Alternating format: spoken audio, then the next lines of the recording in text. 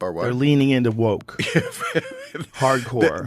They're petrified of some kind of backlash. Nobody wants a movie about true love? What kind of woman do we want out there seeking true love, Eliana? It's the outrage. I wanted my money back. It was very disappointing. They are pretending like Rachel Zegler is the first of them all when she looks like Lord Farquaad in the film. Every way that Disney changed the story, it changed it for the worse. The new Disney boss babe, who is Rachel Zegler, the inverse of happy. So she comes off as an insufferable, whiny brat. No one on the right side of America can stand the star of this movie. Rachel Zegler, like so many kids raised on TikTok, she's all for infantada is the only global solution. So apparently, according to them and according to the writers of Snow White, women can't even want to be in love anymore. Now, I'm guessing that she's not married. I'm guessing that she doesn't have kids. The movie is a complete disaster, by the way. Rachel Zegler, she's an... Rachel Zegler is extraordinarily woke, but she's woke in a way that's quite deranged. And, you know the saying, go woke, get broke, and Disney's going to lose money on this movie. And I believe it only made less than $1 million in China. They spent $170 million to make the thing, and it had the lowest opening, under $50 million, of any of these live-action Disney remakes that they've ever had. Not only did Rachel Zegler perform the character of Snow White, but she also sparked a substantial amount of disagreement within the Disney fans and contributed to the remake being one of the most talked about disputes in Hollywood. This was not your average retelling of a fairy tale at all. On the opposite. The original cartoon came out in 1937, and very evidently so. There's a big focus on her love story with a guy who literally stalks her. Weird. She's not going to be safe with a prince, and she's not going to be dreaming about true love. Oh my God. Beginning with the casting of the emerging star of West Side Narrative as the iconic Snow White, it was quickly evident that this was not going to be the beautiful, classic Disney narrative that fans had grown up adoring. This was the beginning of the entire procedure. In the beginning, people were enthused about a new face with a lot of talent. What could possibly go wrong? At that point, Rachel began to talk, and she didn't hold back. In her early interviews, she was very vociferous in her criticism of the original version of Snow White and the Seven Dwarfs, which was released in 1937. She referred to it as weird and outdated, and she implied that it was full of thoughts that were old and worthless. She succeeded in making it appear as though the much-loved first princess movie produced by Disney belonged in the past, or even worse, in the rubbish. That's when the criticism really started to brew. Those who are committed to Disney thought that she was making fun of the entire basis upon which the franchise was established. People who had grown up admiring the previous version of the character thought she was haughty, as if she considered she was superior to the position and the legacy that came along with it. But that wasn't... President Rachel Zegler also posted, F Trump kinds of posts on social media. She also said that she hoped that Trump supporters, quote, never know peace. You are not entitled to call for Trump supporters to be harmed. You are actually not entitled to do that. And so let me just remind you, Rachel Zegler, of what the map looks like, just so you can understand when your Disney movie is coming out, how many people you are wishing harm upon. This is America right now. I will love you through these 4 years as best I can. F Donald Trump. Yeah, totally stable thing for her to be posting, wishing harm upon Trump voters, wishing that we have no peace. Rachel's chat started to stray into politics, and she didn't just share a perspective. She went off. She took aim at an entire group of Americans, aiming stinging comments at supporters of a former U.S. president. According to widely shared clips and reactions online, she effectively recommended that anyone who voted for him should go away and never find peace. That's a weighty remark, and it blew up throughout social media.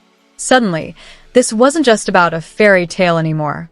The casting choice, the interviews, the attitude, it all shattered into a full-blown PR nightmare. What was supposed to be a charming Disney revival evolved became a cultural lightning rod. And they weren't just annoyed, they were outraged. Viewers who were still undecided about Disney's live-action Snow White finally had a cause to jump ship. And fast. For many, it wasn't simply about a movie anymore. It felt intimate. They didn't want to support a project led by someone who seemed openly scornful of a big portion of the population. Sure, Rachel Zegler ultimately delivered an apology. But let's be real, reviewers weren't buying it. The vibe was off. The tone felt artificial. Some even labeled it PR damage control in a sparkly dress. Meanwhile, Disney tried to portray the resurrection as a fresh, empowered take on a classic narrative. But instead of respectfully modernizing the 1937 classic, it felt more like a full demolition job. The heart of the story? Gone. The magic? Fizzled out. And they postponed the release of this thing, Ben, for a year because their star, Rachel Zegler, was so unlikable, told all Trump supporters they could off, but she did. That was just in November. They didn't even know she was going to do that. Zegler herself looked proud of the adjustments. In several interviews, she loudly boasted about minimizing the romanticism and deleting the love tale altogether. Snow White doesn't need a man, she declared. And surely, no one's mad at a big, independent lead. That wasn't the issue. The actual problem for many fans was that the entire fairy tale charm, the emotional warmth, and the wonderful romance that made the original so adored had been cast away like yesterday's trash. In the original, the prince was a symbol of hope, joy, and rescue, a key component of Snow White's journey.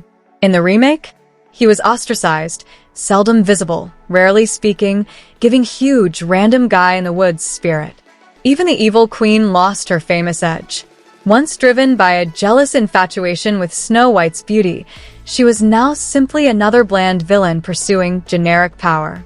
No iconic mirror scene. No fairest of them all. Just nothing. Disney didn't just change Snow White. They wrecked it, rebranded it, and left many doubting if this was actually the same narrative at all. And then she came out and she said, I apologize. I went too far. But it wasn't sincere. The wonderful, nostalgic sounds that previously made Snow White feel like a dream? Completely erased. In its place, Disney offered a brand new collection of songs, and critics didn't hold back. The new songs were promptly ripped apart, condemned as vacuous, sanctimonious, and utterly out of touch with the fairy tale core. Gone was the magic, and in came the musical equivalent of a lecture. But it didn't stop there. Rachel Zegler carried things even farther by branding the ideal prince. Yup, the one generations grew up loving over, a stalker. She talked about the original 1937 romance like it was some horrific horror movie, instead of the charming, innocent narrative millions remembered fondly. Fans who had teared up during Someday My Prince Will Come were left surprised, watching the story they adored get ripped to shreds and called obsolete nonsense. And just when folks thought things couldn't be messier. The movie has a major identity crisis. This is just so typical of the left. The progressives always finding a way to find their way back to doing something not progressive. The movie is doing catastrophically. They spent $300 million, and it currently has a 2.2 out of 10 rating on IMDb. I sat through the whole thing. This was really bad. It was extremely leftist on every political dimension. Racial politics, sexual politics, class politics, regime politics. Its narrative was cowardly. It was just awful. It's got extra musical numbers that are incredibly unnecessary that really add to that runtime. And let me go ahead and let you know that they're absolutely atrocious. Disney deleted Someday My Prince Will Come and made a modernized feminist alternative. They say all you have to do to make your wish come true is let it echo, echo, echo, echo. It's awful, generic. Never mind that the lyrics make no sense at all. All you have to do to make your dream come true is let it echo. Is it like on a metaphorical level? Bam Zegler's prior social media posts reappeared. And let's just say, they weren't exactly full of Disney splendor. In those discovered tweets and videos, she attacked Trump voters, called them all kinds of terrible names, and even went as far as to wish them a life without peace. Those sentiments didn't set right even with individuals who didn't favor Trump. The tone felt too harsh, too personal, and altogether too unfriendly. And when you're starring as a Disney princess, insulting millions of families, many with varied political beliefs, isn't exactly a good box office decision. As fury snowballed, Disney went into full-on panic mode. The marketing engine sprang into overdrive, striving to defend the brand. PR reps worked hard, pushing out softer press angles and trying their best to polish Zegler's image. But guess what? She wasn't having it. Instead of turning it down, Zegler doubled back, appearing on talk shows and interviews, repeating her stance loud and clear. "I stand by my convictions," she said, over and over again. And while sticking steadfast is one thing, doubling down in the middle of a PR wildfire, that's an entirely other game. It turned what could have been a fairy tale comeback into a full-on reputation calamity. And the internet wasn't letting it go. Social media wasn't done with Rachel Zegler, not even close. Screenshots, quotations, and old interviews were appearing, getting republished everywhere. And the backlash? It just kept expanding. One viral tweet sums it up perfectly. "She dislikes half of us, and then expects us to buy her movie tickets?" That kind of post didn't merely earn likes, it spurred boycott efforts across TikTok, X, formerly Twitter, YouTube, and beyond. People weren't merely annoyed anymore, they were done. And when the film eventually hit theaters, the numbers flopped. Hard. That opening weekend wasn't just poor, it was disgraceful for a Disney princess movie. And the drama? It didn't stop at Zegler. Accusing Disney of inserting unnecessary feminism into classic fairy tales. These big bad feminists now are telling us that's ridiculous. How dare you want to meet a handsome prince and be swept off of your feet and live happily ever after? No, you should want to be the prince. You should want to go out and fight the bad guys with a sword. So no prince or a different kind of prince? I'm sure a lot of people will assume it's a love story just because like we cast a guy in the movie. Right. Andrew Burnap, great dude. Yeah. All of Andrew's scenes could get cut. Who knows? It's Hollywood, baby. Who the hell are you to say all of Andrew's scenes could get cut? Like, who are you? Oh my God. Are you Disney? I've read your book, and I have. It's a phenomenal book. You're losing generation of loyal viewers. When you think about Snow White, what is the premise? What is the story? It's a love story. It's a love story. It's a dream for a girl to grow up and a man falls in love. I'm really upset that it's that the big theme here is that it's anti-men. She called him a... Let's talk about the dwarfs. In the original Snow White and the Seven Dwarfs, they weren't just background filler, they were everything. The emotional heart, the comedic relief, the adorable misfits who added true warmth to the plot. But then actor Peter Dinklage stepped in, bluntly calling the dwarfs an antiquated stereotype. And just like that, Disney panicked. Instead of nurturing the characters with more depth and respect, the studio went nuclear.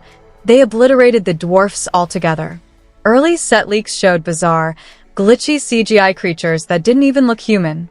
Rumors swirled that they were being replaced with some type of varied gang of magical bandits, or something equally odd. People were confused. The charm? Gone. The relation to the original? Totally lost. It grew so chaotic that Disney reportedly ordered reshoots, seeking to soothe the rage and patch things right.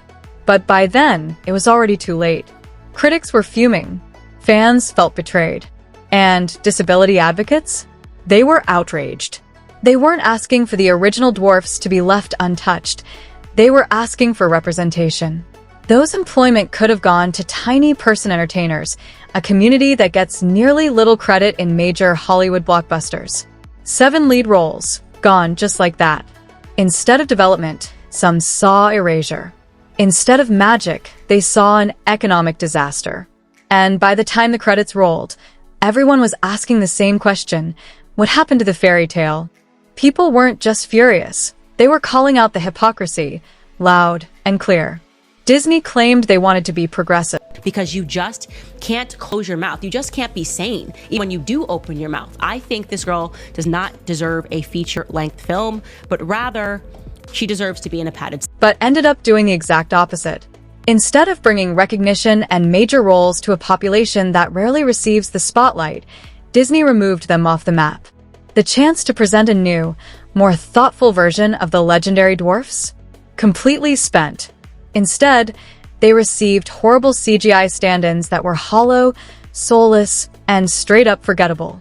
No one connected with them because there was nothing to connect to. And then came the painful reality check, the box office. Disney had huge hopes for this one. They were betting on a great debut weekend, $150 million minimum. For a remake of one of their most recognized classics, it felt like an easy triumph. But when the figures dropped, it was horrific. Instead of pyrotechnics, Snow White crept to around $43 million. That's not just disappointing.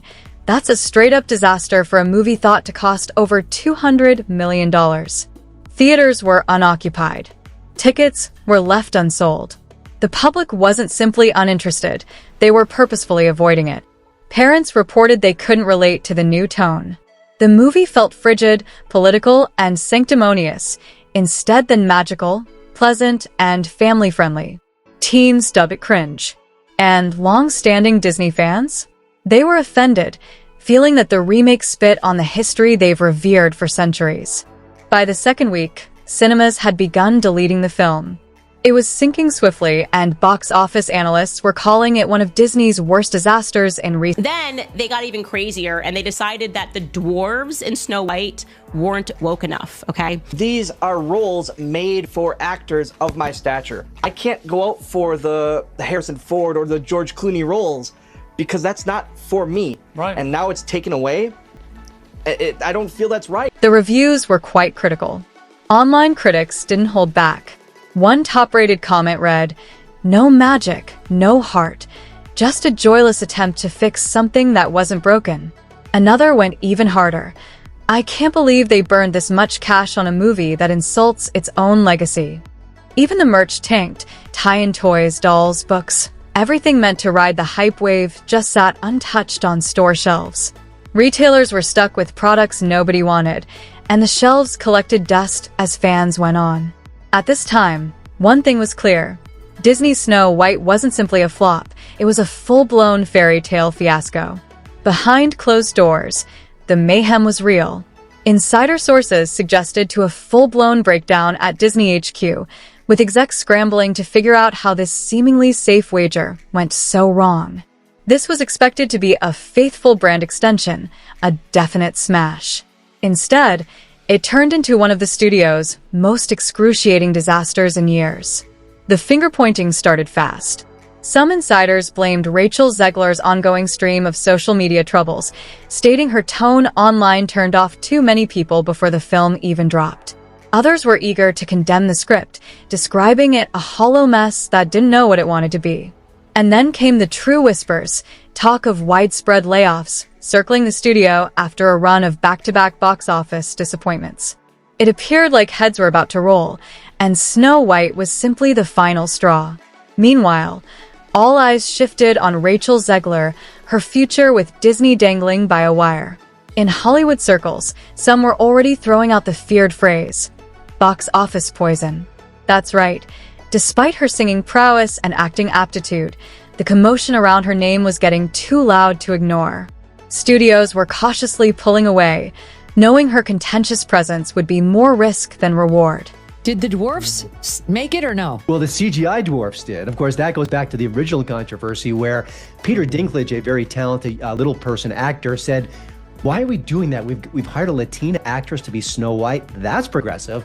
But you're going to hire little people to play the dwarfs? That just seems like a step backwards." And then, of course, Disney instantly buckled and said, "Okay, we're going to add magical creatures." And it wasn't just politics or tweets. It was the vibe, the attitude. Fans didn't feel loved by this new Snow White. They felt lectured. Critics and fans alike found the adaptation came off with a frigid, almost malevolent edge. Instead than retelling the fairy tale with love and care, it felt like the original story was disrespected and put aside. Plenty of others believed that a modern variant could have worked. Look at Frozen. It managed to honor strong female leaders without hurting romance or affection. It gave us independence and spirit. But Zegler's version? Critics said she lacked warmth, playfulness, or even plain likability on television. She didn't feel like a princess. She felt like a walking lecture. And her interviews didn't help. She publicly boasted about deleting the love narrative, as if old-school romance was something to scoff at. That rubbed veteran fans the wrong way fast. They weren't seeking for a defenseless damsel. They just wanted a hero who still believed in connection, in kindness, in love. Instead, they received a picture that felt empty, sour, and utterly detached from the wonder of the original. If Disney had located the sweet spot, kept the dwarfs, preserved the charm, and only added a sensible update, maybe Snow White 2025 wouldn't have grown into a full-blown cinematic train catastrophe. And then they couldn't put dwarfs finding a way to find their way back to doing something not progressive. You'd think the most progressive thing would be get people jobs, and dwarfs want to work. That many scripts that come down the pike. No, there's 7 of them. That has, and there's seven dwarf jobs here, but because I think it was Peter Dinklage said this is, this is not right. The 7 dwarfs of Snow White have, of course, all just disappeared, and now they're the 7 dysfunctional men. I mean, I guess, what are we going to have? Like a lesbian, a trans person, someone in a wheelchair, someone of color? Like, I don't understand. Why weren't the dwarfs enough? But apparently they were too offensive because the most famous dwarf of all, Peter Dinklage, said something negative about it back in 2022, thus ruining the biggest acting roles the dwarfs had ever seen since the creation of Willy Wonka's Oompa Loompas back in the 1970s. They couldn't have dwarves. Do you guys remember? Yeah, that? because Peter Dinklage and all them were talking crap. So originally they took a picture of what the dwarves were supposed to look like. I can find it, but it was an array. It was the DEI of dwarves. Yep. They had to reshoot the film and use CGI dwarves. There So you go. those guys didn't make it. No. That guy's 6'2". And they were like, what? We just want to work. We're dwarves. So, ho ho. Instead of a charming reinvention, Snow White evolved into a sanctimonious mess dominated by Rachel Zegler's online drama and a script that seemed more like a lecture than a fairy tale. Now, everyone's asking, could Disney have rescued it? Something's sure. If Zegler had toned down her political rants and if Disney had stepped in sooner with creative PR, maybe loyal fans might have given it a go. Disney has pulled off greater turnarounds earlier, but others argue the damage was built in. The text was so far from the original's charm that no actor could have fixed it. The story didn't feel reconstructed. It felt bitter. Critics and fans alike believed it came out cold, pretentious, and utterly detached from what made the classic adored. At the essence of the response is this: consumers want updates, not insults. They don't want their childhood loves degraded, or the lead actress telling them to go lost for having different ideas. For Disney, this could be the wake-up call they needed. The nostalgic approach isn't working when it's bundled in aggressive messaging. Future remakes need balance, honest storytelling, relatable characters, and actors who respect the spectator. As for Zegler, the lesson is clear. Being outspoken comes with repercussions. Now Disney's stock is down, layoffs are rumored, and other planned projects may be on the chopping block. The fairy story flopped, and the fallout's only beginning. Industry insiders are starting to accept what fans have been screaming for years. The live-action remake period might finally be losing its grip. Just slapping a classic label on a film doesn't guarantee crowded theaters today. If you don't capture the soul of the original, no amount of CGI, big-name acting, or billion-dollar marketing can keep it from becoming a ghost town at the box office. And that's exactly what occurred with Snow White 2025.